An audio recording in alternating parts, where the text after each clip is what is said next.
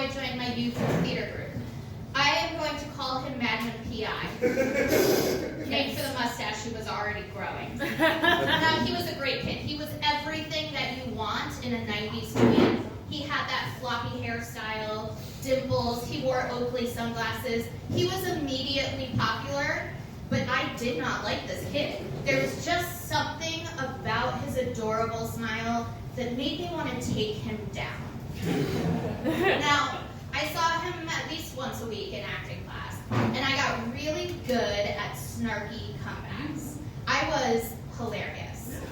So I found out that he wore his expensive Oakley sunglasses in the water at the beach and he lost them. So he would say something to me that I found really annoying, like, "Hi Victoria, how are you?"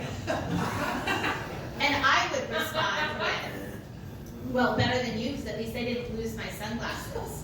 As you can see, I was a brilliant young humorist. Now, the year was 1997, and I know that because 1997 was a very important year for me. It was the 20th anniversary of the original Star Wars film, and to celebrate, the trilogy was going to be re-released in theaters. Now, I'd never seen the whole thing all the way through, and now I got to see it for the first time on the big screen. Now, I'm sure a lot of you are familiar already with the plot and character of Star Wars, but bear with me. I think you'll appreciate my interpretation. So, there's a group of rebels that are fighting space Nazis, and there are three main characters. First, there's Princess Leia. She is the one who I immediately resonated with because she is the woman. There is just one. It's alright, she's like really a badass, but for some reason in 1977 she still needed men to come rescue her.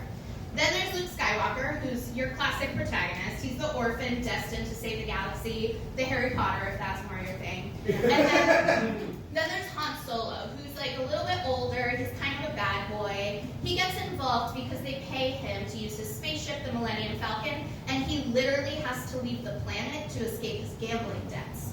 Now, throughout the films, Han Solo is kind of like joking around with Princess Leia, and she is killing it with snarky comebacks. She calls him a scruffy-looking nerf herder, which I would argue is better than my thing about sunglasses.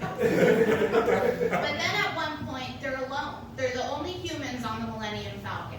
And, you know, they're arguing, like usual, but then they're standing really close together, and then he's kind of rubbing her hand, and then they're making out. And the moment their lips touched, two things happened to me. One, I felt a sensation in my lower abdomen I've never felt before. And two, I had an epiphany.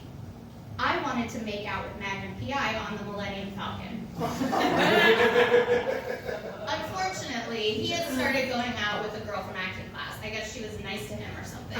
And then they broke up, and he started going out with another girl from acting class. And then a girl I knew from the youth opera, and then a friend of a friend who I once met at a bat mitzvah. And he was just cycling through all the girls in our group, except me. I was just standing there off to the side, alone, dreaming of freeing him from carbonite and wearing a gold bikini.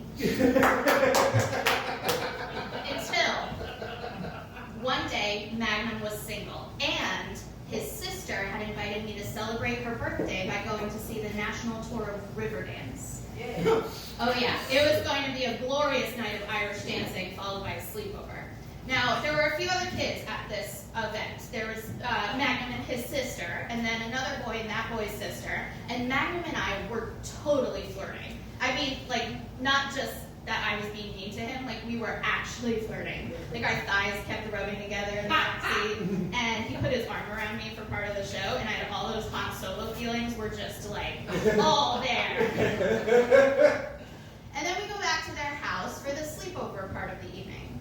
I changed into my nightshirt. Now, I felt really cute. It was my cutest nightshirt. It was my go-to sleepover nightshirt.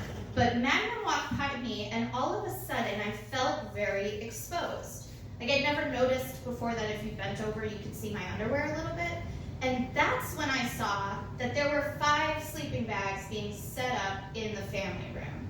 Now, I had assumed when the sleepover part of the evening started that the boys would be in Magnum's room and the girls would be in his sister's room.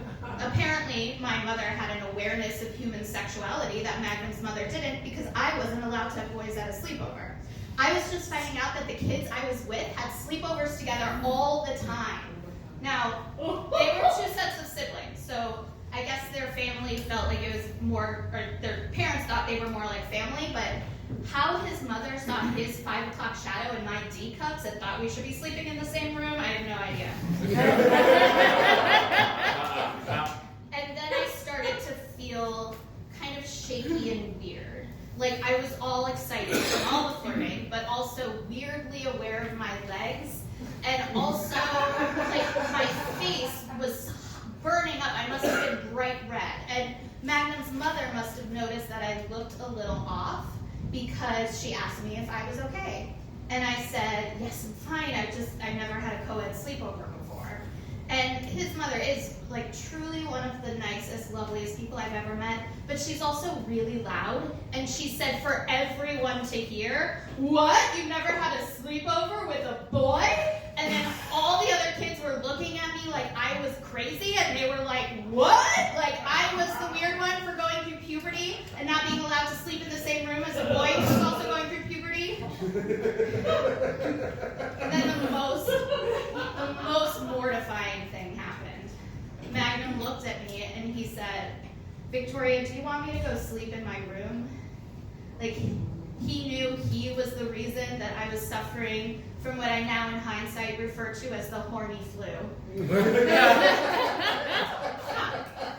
And yes, I liked him, and I dreamed of honeymooning with him in Cloud City, and I know that in order for that to happen, he would have to acknowledge the fact that I liked him. But I did not expect that to happen when I was feeling physically ill and when I was surrounded by a bunch of other kids and his mom.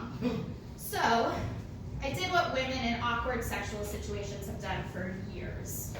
I repressed those flu-like symptoms. And what I was left with was the general sort of feeling of embarrassment that comes when you don't quite fit in.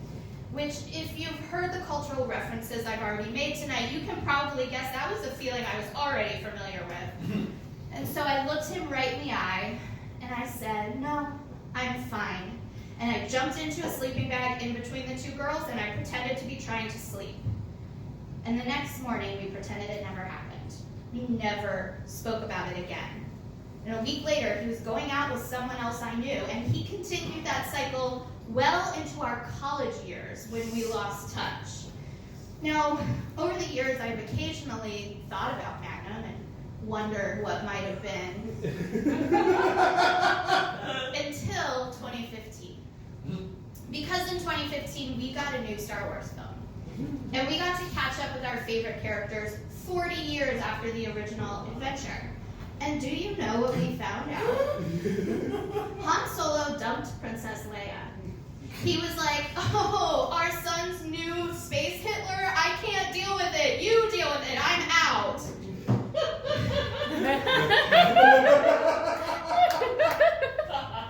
So, to Magnum PI, wherever you are, I assume you're probably married to one of my childhood friends.